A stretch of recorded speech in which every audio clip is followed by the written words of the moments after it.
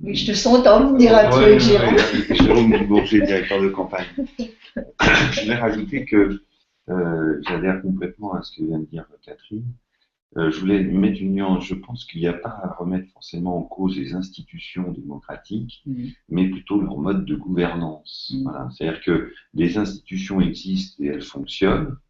Elles ont une nécessité à exister pour le bon fonctionnement. Mais par contre, ce qui a l'air de poser problème, c'est plutôt un mode de gouvernance de ces institutions. C'est-à-dire que on sent que les systèmes représentatifs démocratiques sont devenus insuffisants, puisqu'ils ne représentent plus la population. Alors ça prend plein de formes dans la société, de contestation, d'indignation, voilà, de plein de mouvements, alors des antisystèmes, etc. Donc tout ça vient apparaître. Et donc c'est plutôt le mode de gouvernance en termes de représentativité qui est insuffisant. Et on le voit justement avec la montée de la parité homme-femme, avec la, bon, alors tous les partis n'adhèrent pas à ce genre de choses. On le voit avec le désir de non-cumul des mandats. Là, il y a une vraie demande où la population a dit, voilà, il y en a assez. Comment ça se fait que la France soit parmi les derniers en Europe dans le non-cumul des mandats par rapport aux autres pays européens. Voilà. Donc, c'est la représentativité en termes de mode de gouvernance est devenue insuffisante. La population s'en est rendue compte. Tous les politiques ne se sont pas rendus compte et se saisissent pas forcément de ça. Et nous, donc ça c'est au niveau national.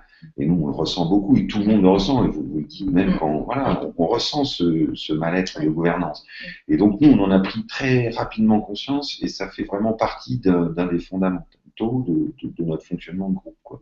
Au niveau local. Alors, ça a existé, ça a été mis en place pour l'élection de Catherine à la tête de notre liste. Il y a eu on a convoqué tous les sympathisants de notre mouvement pour le vote. C'est-à-dire que c'est pas nous, entre quelques-uns, il y en a, ou c'est pas Catherine qui s'est désignée, auto-désignée, ça y est, je suis la tête de liste. Non, non, non, non, on a fait voter tous les sympathisants, tous ceux qui ont voulu venir et participer ont pu le faire, ceux qui voulaient pas, bon, comme d'habitude, ne le font pas, mais tout le monde a pu participer, et donc en interne, on fonctionne comme ça, et on a le même désir pour la gestion de la municipalité, c'est de faire fonctionner d'une façon beaucoup plus participative la population au projet. Parce que quand vous avez des projets qui concernent votre municipalité, votre commune, eh bien vous allez toucher aux identités des individus, des habitants. C'est-à-dire qu'il y a des gens pour qui ils ont une fierté d'appartenir à telle commune ou à telle commune, et on ne peut pas impunément dire tiens on va changer ça, on prend la décision, on les consulte pas, c'est pas possible parce que là c'est une agression totale contre leur identité.